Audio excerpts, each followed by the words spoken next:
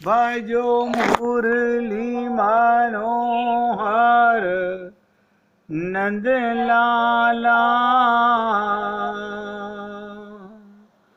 भजो गिरिधर गोविंद गोपाला। भजो गिरिधर गोविंद गोपाला।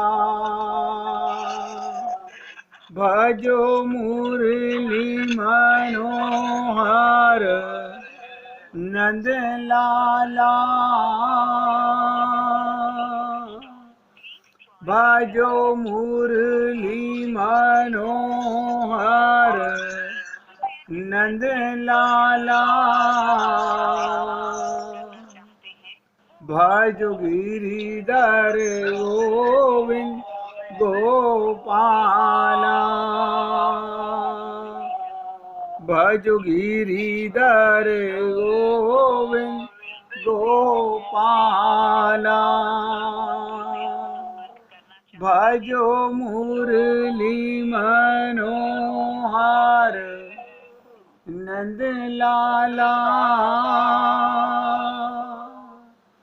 भजो मुरली मनोहर नंद लाला। भजो गिरिधर गोविंद गोपाला। भजो गिरिधर गोविंद गोपाला। बोलिए वृंदावन बिहारी लाल की जय। जय जय श्री राधे। जय जय श्री राधे। सभी भक्तों से निवेदन, बहुत एकाग्रचित होकर सत्संग के प्रत्येक शब्द को पूरी एकाग्रता के साथ हृदयंगम करिएगा। बहुत इम्पोर्टेंट टॉपिक इस समय आप और हम लोगों की चर्चा में 16 तारीख से चल रहा है। देखिए, अभी 3 दिन गुजरे हैं और मैंने आपसे निवेदन किया था, अगर आप और हम सब लोग कटिबद्ध रहे तो हमारी अज्ञानता, हमारा भ्रम अपने आप मिट जाएगा। करत करत अभ्यास के।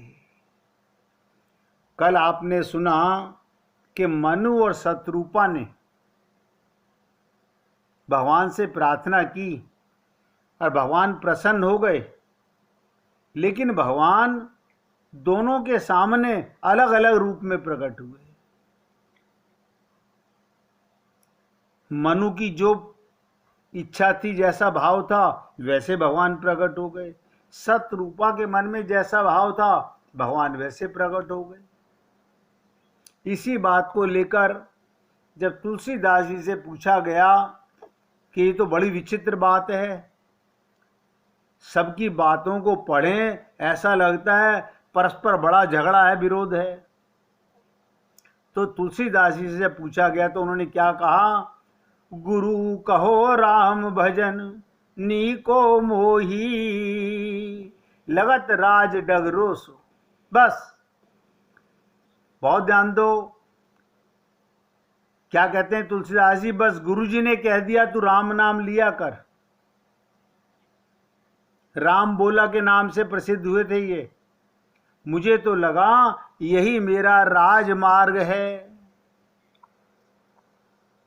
यही मेरा राजमार्ग है, यानी यही एक मार्ग है जिससे मैं अपना कल्याण कर सकता हूं।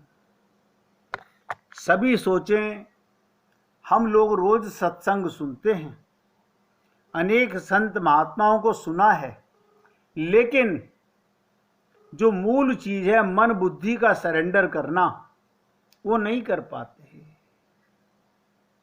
सबसे बड़ा हमारा कारण रहा, हमारे को मैं का ज्ञान गलत, मैं के कारण मेरे को जो अहंकार है वो भी गलत।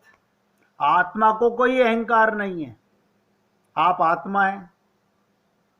बहुत ध्यान से सुनिएगा, मैं का ज्ञात ही गलत हो गया। मैं माने शरीर नहीं, मैं माने मैं नहीं। अब देखिएगा, जब हम कहते हैं मेरा, यानी जो मैं से अलग है वो मेरा है। बहुत ध्यान से सुनिएगा, अगर आप लोगों ने एकाग्रता से सुना तो बहुत बड़ा लाभ होने वाला है। मैं से अलग मेरा। आप कहते हो मेरा मकान, वो मैं नहीं हो सकता। मेरा शरीर मैं नहीं हो सकता। मेरा मन मैं नहीं हो सकता। मेरी बुद्धि मैं नहीं हो सकती। मेरा चित्त मैं नहीं हो सकता। मेरा अहंकार मैं नहीं हो सकता।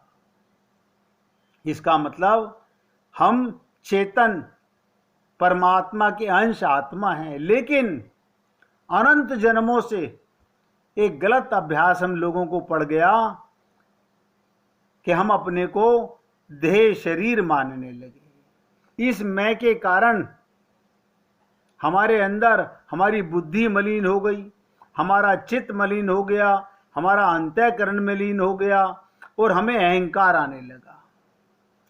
मैंने आपसे कई बार निवेदन किया कि रावण बहुत बड़ा विद्वान था, लेकिन इस अज्ञानता को नहीं मार सका। कारण अपने 10 शीश काट करके भगवान शंकर को अर्पित कर दिए, लेकिन अहंकार नहीं त्याग सका। इसलिए हे पुण्य आत्माओं, तुलसीदास जी ने रामचरितमानस के रचयिता क्या कहते हैं, मेरे गुरु के वचन, कहते ना, सदगुरु वैद्य वचन विश्वासा। मेरे गुरु ने जो वचन कहे वो मेरे वैद्य हैं, मुझे पूरा विश्वास है। और तुलसीदास जी इसी राजमार्ग से चल पड़े। इसका अभिप्राय बहुत ध्यान से सुनो, विवेकपूर्ण इस सत्य को जान लें। मैं बहुत कटु शब्द बोल रहा हूं, विवेकपूर्ण। विवेक माने क्या? कसौटी। मन ये कह रहा है, बुद्धि ये कह रही है, आप सब जानते हो। विवेक क्या कहेगा? नहीं नहीं, ना मुझे मन की माननी, ना मुझे बुद्धि की माननी, मुझे तो आत्मा की माननी है। अब आप सोचिएगा, हम बुद्धि के गुलाम, मन के गुलाम, अज्ञानता के कारण हम पथ भ्रष्ट हो रहे हैं। और ये जन्म नहीं, अनंत जन्म ऐसे जा चुके हैं। तो इसलिए सबसे निवेदन कर रहा हूं, विवेकपूर्ण। विवेकपूर्ण माने आत्मा से इस सत्य को जान लो। क्या सत्य को? आग्रह में ना पड़ो कि इनमें से कौन सा सत्य है। विचार करें सत्य का कौन सा रूप हमारे लिए व्यक्तिगत रूप से, सामाजिक रूप से कल्याणकारी है, और उसी को हम जीवन में स्वीकार कर लें। बस विवेकपूर्ण आत्मा से प्रत्येक जीव की आत्मा रोकती है मन बुद्धि की गुलामी को, लेकिन हमारा मन और हमारी बुद्धि, हमारा ड्राइवर, हमारी लगाम, हमारी इंद्रियां, हम उनके गुलाम हो चुके हैं। कई बार आप लोगों को कथा सुनाई गई, श्रीमद् भागवत महापुराण में भी आती है और कई जगह आती है कि ये शरीर एक रथ है। आप और हम सबका ये शरीर एक नौका है, एक रथ है। इसके अंदर 5 घोड़े हैं, 5 घोड़े हैं, और एक लगाम है। घोड़े हैं 5 इंद्रियां और लगाम है मन। अब लगाम किसके हाथ में है? हमारी बुद्धि के हाथ में। ध्यान दीजिएगा, इंद्रियां संसार के विषयों में फंसी हुई हैं। इंद्रियां संसार के विषयों में फंसी हुई हैं, और वो मन से कहती हैं मेरा मन कर रहा है आज गजल सुनने चल, मेरा मन कर रहा। देखिएगा, कान कहता है मुझे ये सुनना है, आँख कहती है मुझे पिक्चर देखनी है, नासिका कहती है मुझे सुगंध लेनी है, और आपका मुख कहता है कि मुझे स्वादिष्ट व्यंजन पसंद है। आप सोचिएगा, आपकी त्वचा कहती है मुझे इसका स्पर्श चाहिए। ये पांचों इंद्रियां मन को लुभाती हैं। जो ज्यादा मन को लुभा पाती है, मन बुद्धि से कहता है ड्राइवर से कि गाड़ी को इधर ले चलो, यानी विषयों की गुलाम इंद्रियां, इंद्रियों का गुलाम मन, और मन का गुलाम बुद्धि बन जाती है। ये सब माइक है।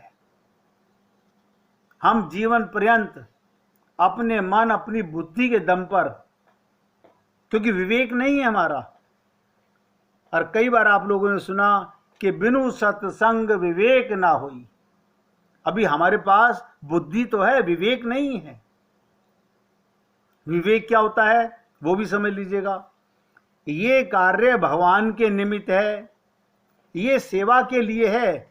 सेवा परमो धर्म है, क्योंकि मैं इस देह में आया हूं सेवा करने के लिए। ये ममता, ये मोह, ये आसक्ति बुद्धि में है, आत्मा में नहीं है। आत्मा किसी से ममता नहीं करती, आत्मा किसी से ममता नहीं करती। आत्मा का, क्योंकि उसे पता है मैं अंश परमात्मा का हूं। शरीर माँ बाप के अंश से बना, संसार में मिट्टी से बना, ये यहीं रहने वाला है। अब आज जो मैं चर्चा आपके साथ करने चाहता हूं, प्रयत्न करूंगा पूरा हमारी अज्ञानता मैं की और हमारे मन, बुद्धि और अहंकार का पर्दापाश हो सके। इसलिए सभी पुण्यात्माओं से निवेदन करूंगा, बहुत एकाग्रचित होकर सुनिएगा। ये हम सबकी समस्या है। व्यक्ति की समस्या का मतलब सबकी समस्या। शरीर के रोग अलग अलग हो सकते हैं, शरीर की चाहना अलग अलग हो सकती है। किसी का मन कुछ चाहता है, किसी की आंख कुछ चाहती है, किसी का रसना कुछ चाहती है। लेकिन ये जो व्यक्ति हमारी समस्या है अज्ञान की, हम सब अपने को देह मानते हैं। इसके संदर्भ में भी अलग अलग केंद्रों से विचार किया गया, और व्यक्ति तथा समाज को स्वस्थ बनाने के लिए, बहुत ध्यान से सुनेंगे, मनुष्य को और समाज को स्वस्थ बनाने के लिए ज्ञानियों ने भिन्न केंद्र से समाज की स्वस्थता का उपाय बताया। फिर भक्तों ने दूसरी पद्धति अपनाई। ज्ञानियों का अलग मार्ग है, भक्तों का अलग मार्ग है। कर्म योगियों ने तीसरी पद्धति बनाई। पतंजलि योग सूत्र में चौथी पद्धति। इस प्रकार ये जो अंतःकरण की वृत्तियां हैं, अंतःकरण, उनको केंद्र बनाकर अगणित प्रकार से व्यक्तियों की स्वस्थता के अलग अलग उपाय बताए गए। बहुत ध्यान से समझें। इस संक्षेप में यूं कहा जा सकता है, जब ज्ञानी से पूछा गया व्यक्ति की सबसे बड़ी समस्या क्या, अब आपको समझ आएगा।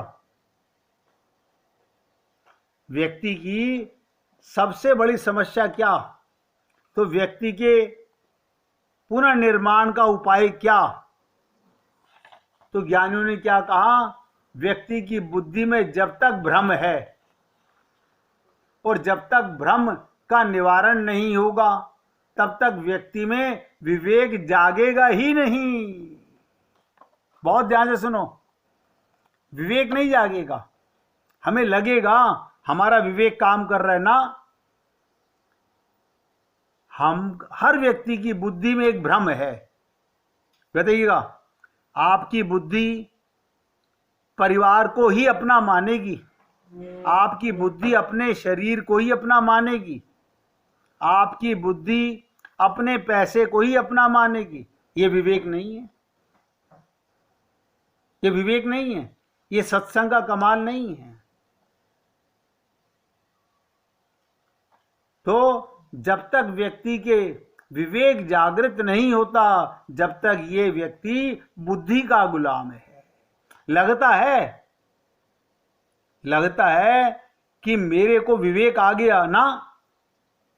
एक बार विवेक आने के बाद में, एक बार आत्मज्ञान होने के बाद में तो इतना विश्वास होता है कि राम मरे तो मैं मरूं, वरना मरे बलाए।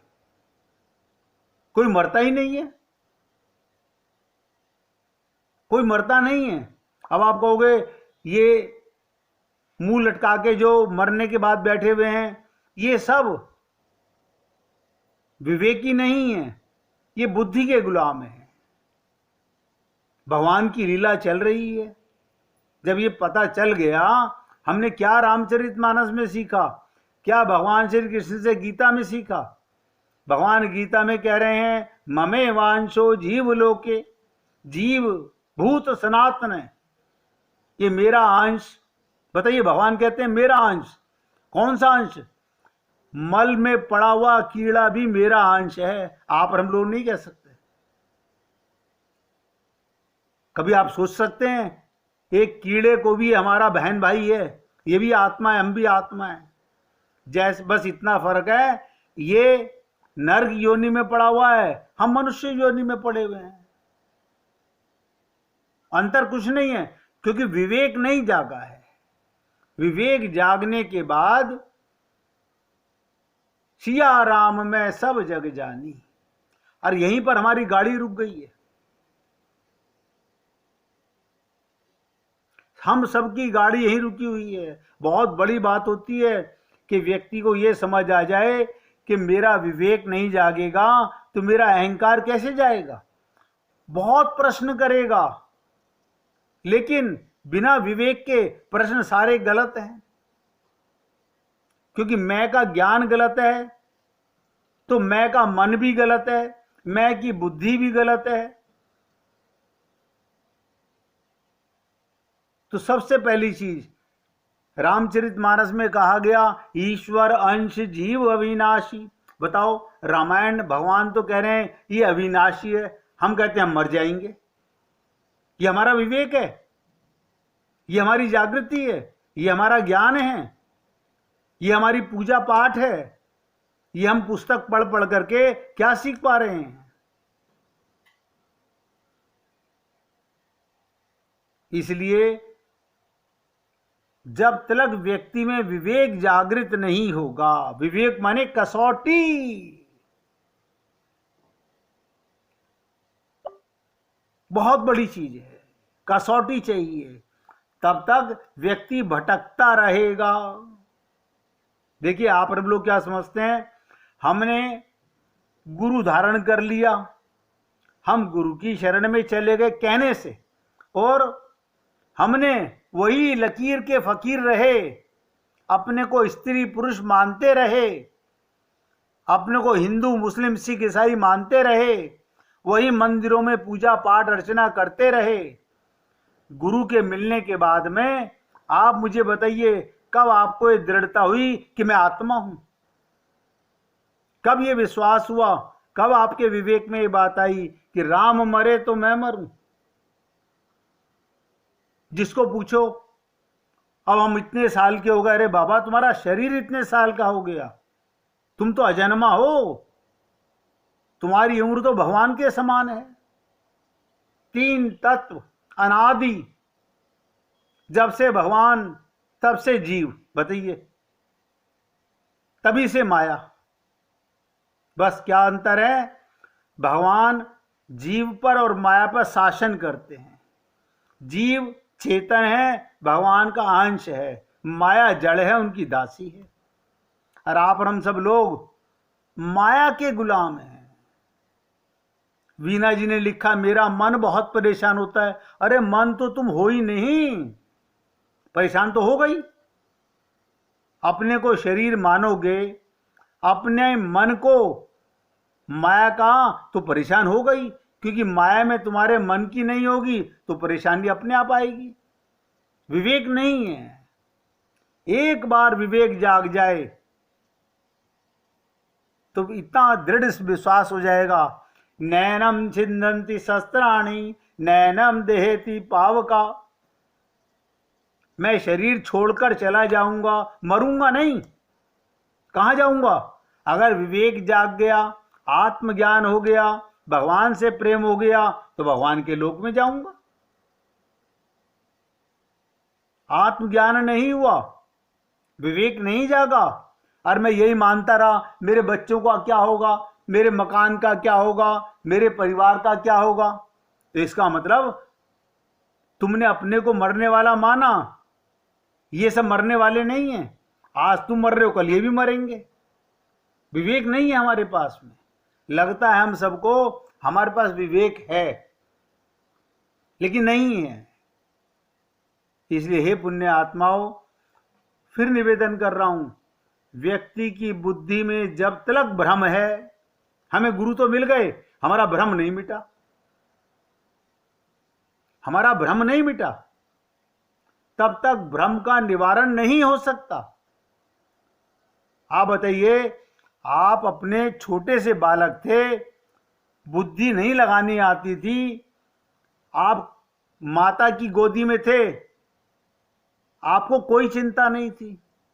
कार चलाने के अंदर आपको कार चलानी नहीं आती, आप आराम से सीट पे बैठे हुए हो, जो ड्राइवर चला रहा है ठीक चला रहा होगा, आपको गलती का सही का पता ही नहीं है। आप जानते हो कार चलाना, तो आपको बार बार लगेगा ये कहीं भिड़ा ना दे, ये कहीं भिड़ा ना दे, वहां बुद्धि लगाओगे। इसी प्रकार हम गुरु से कहते तो हैं हम शरणागति में, लेकिन शरणागति कर नहीं पाते, क्योंकि ये मूर्ख मन, ये बिगड़ी हुई बुद्धि, इन्हें सरेंडर करना होता है, हम वही नहीं कर पाते। तो मैंने आपसे निवेदन किया, पूरी एकाग्रता से सुनिएगा। जब तक देखो, जब तक व्यक्ति में विवेक जागृत नहीं होगा, विवेक क्या है? मैं संसार का अंश नहीं हूं, मैं परमात्मा का अंश हूं। मेरे को परमात्मा ने यहां पर सेवा करने के लिए, लीला करने के लिए, एक्टिंग करने के लिए भेजा है। यह विवेक होना चाहिए। मैं किसका अंश हूं? परमात्मा का। जब हूं परमात्मा का, तो जाऊंगा अपने घर। अब मानोगे अपना शरीर, मन, बुद्धि, तो अहंकार आएगा, अज्ञानता रहेगी, ये भ्रम नहीं मिटता। कहते ना, पोथी पढ़ पढ़ जग मुआ, भया न पंडित कोई, अर ढाई आखर प्रेम का, पढ़े सुपंडित होए। तुलसीदास जी कहते, मेरे गुरु ने कहा बस राम राम कहा करो, मुझे राजमार्ग मिल गया। लेकिन हमारी बुद्धि, ऐसा कर ले तो, ऐसा कर ले तो, ये करें तो, वहां जाएं तो। हम एक डॉक्टर के पास जाते हैं, 4 डॉक्टरों के पते लेके बैठे होते हैं। इससे इलाज हो गया तो ठीक है, नहीं तो दूसरे के पास जाएंगे। दूसरे के पास जाते हैं, ये हम 4 के और ले रखे हमने पते। मतलब मन में भ्रम है, बुद्धि में भ्रम है। ये भ्रम, बुद्धि का भ्रम विवेक जागने नहीं देता। आत्मा होते हुए, चेतन होते हुए, आप देखिएगा, आत्मा के कारण मन, बुद्धि चेतन होते हैं। आत्मा से ये मन, बुद्धि चेतन होते हैं। जब आप सो जाते हो गहरी नींद में, आप तो होते हो, लेकिन मन, बुद्धि नहीं होती। उसमें बच्चे बताइए, किसको पता है कि मैं स्त्री हूं, मैं पुरुष हूं? लेकिन उस सोने का लाभ नहीं मिल रहा, क्योंकि विवेक नहीं है। ये छोटी छोटी सी बातें मैं इसलिए आपसे निवेदन कर रहा हूं। हमारे अंदर एक ग्रंथि जड़ पड़ गई है। क्या? अज्ञानता की जड़, वो जा नहीं रही। हम चाहते हैं मिटाना, लेकिन जा नहीं रही। वो कैसे जाएगी? भ्रम कैसे मिटेगा? जब हम सरेंडर करेंगे। भगवान श्री कृष्ण ने गीता में 700 श्लोकों में कम से कम 10 श्लोकों में शरणागति के लिए कहा। हम क्या समझते हैं? कि गुरुजी के सामने गर्दन नीची करके बैठ गए, शरणागति है? आप बताइए, ये शरणागति है?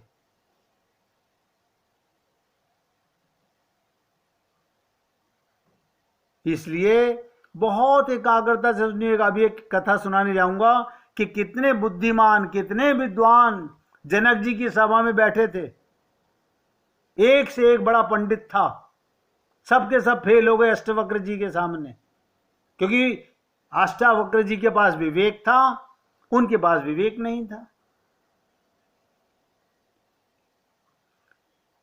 एक मिनट भगवान का कीर्तन करके फिर आगे बढ़ेंगे। हरे कृष्ण हरे